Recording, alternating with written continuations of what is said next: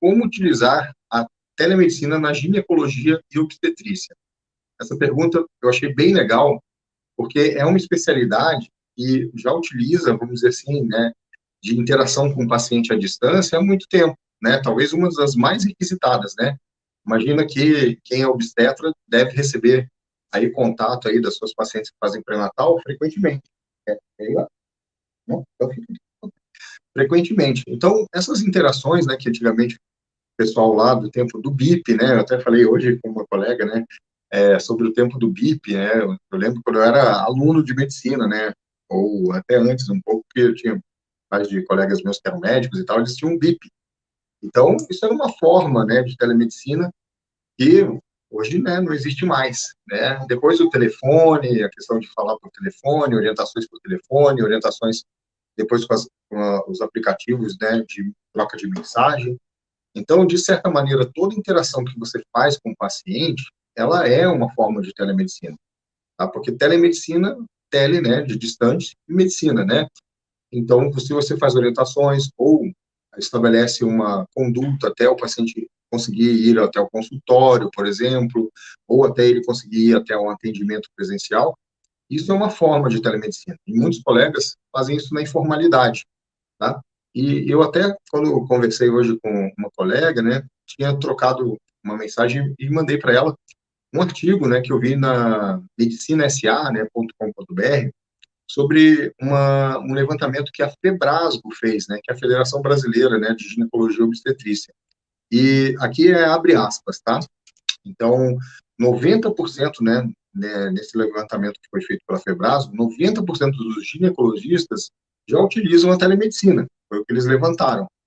Entretanto, né, eles levantaram que nessa amostra de 340 profissionais, revelou que mais de 90% deles realizam algum tipo de orientação à distância, resolução de questões ou dúvidas mais simples e pontuais, sobretudo via telefone e WhatsApp.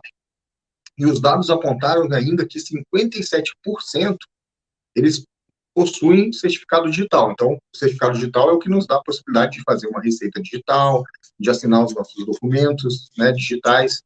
E, então, na verdade, a maioria, né, está na informalidade, né? Então, eles comentam também nesse artigo, né, a própria Febrasgo fala, condição necessária, né, o termo do certificado digital é uma condição necessária para utilizar as plataformas mais seguras para esse tipo de atendimento. Então, o WhatsApp, por exemplo, não é uma plataforma segura para você fazer as suas interações com os seus pacientes, tá?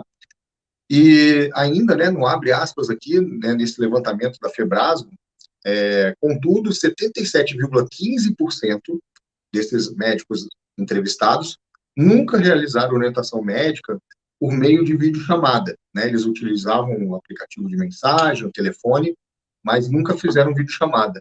E, na minha opinião, para esse tipo de interação com o paciente, a videochamada é fundamental, porque você, numa videochamada, consegue avaliar algumas coisas relacionadas ao estado geral do paciente, se ele está num bom estado geral, regular ou mal, por exemplo, você consegue até avaliar se a pessoa está corada, hidratada, né? Está coradinha, está corada, né?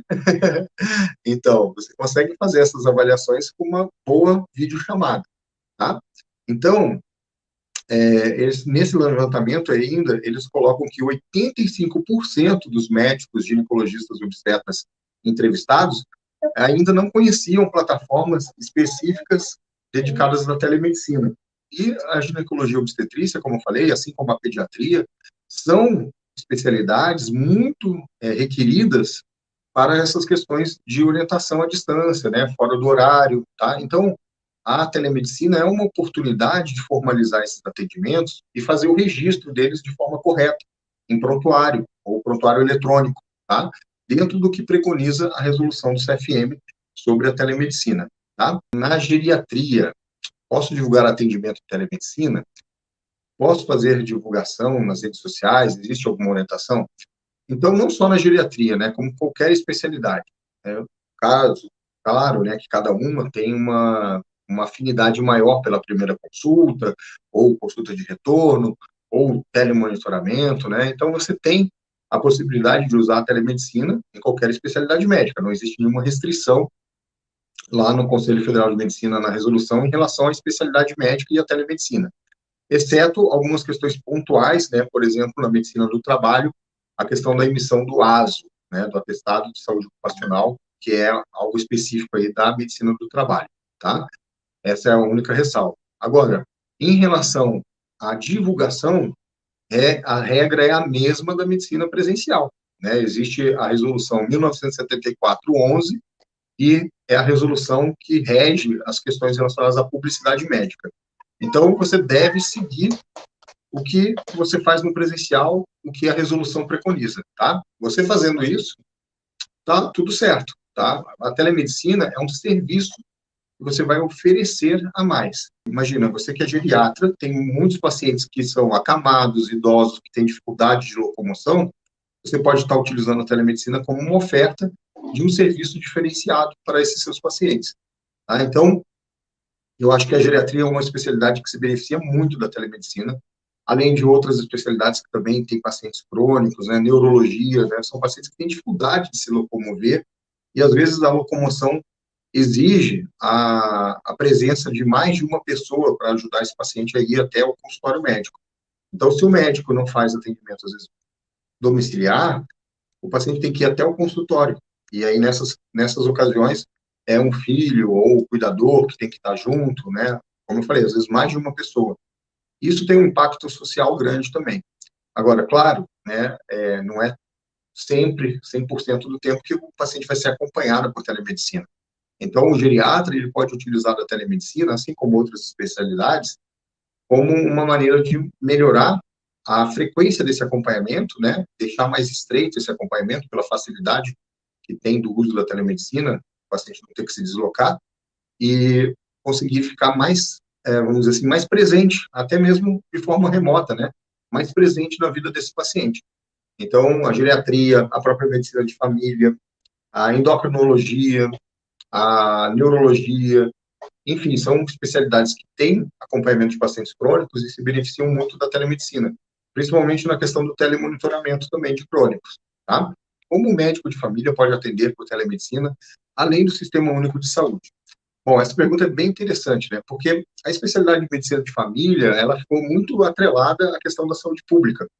Mas hoje é uma especialidade que está sendo bem procurada e valorizada no sistema privado também. Muita gente ainda não percebeu esse movimento, né? Mas os planos de saúde, a Agência Nacional de Saúde Suplementar, ela dá uma pontuação melhor nos planos de saúde que estabelecem ou tenham um serviço de atenção primária à saúde dentro do plano, tá? Então, eu mesmo trabalho no privado com APS, tá? Dentro da minha especialidade. E dentro da telemedicina também houve um aumento de procura por especialistas em medicina de família, tá? Porque foram estabelecidos serviços de teletriagem médica, tá? Então, o médico de família está muito habituado com essa situação, né? De fazer o máximo possível das questões de resolutividade, né, dentro da atenção primária e, no que é necessário, fazer o devido encaminhamento desse paciente dentro do sistema de saúde, né, seja ele público ou privado, né.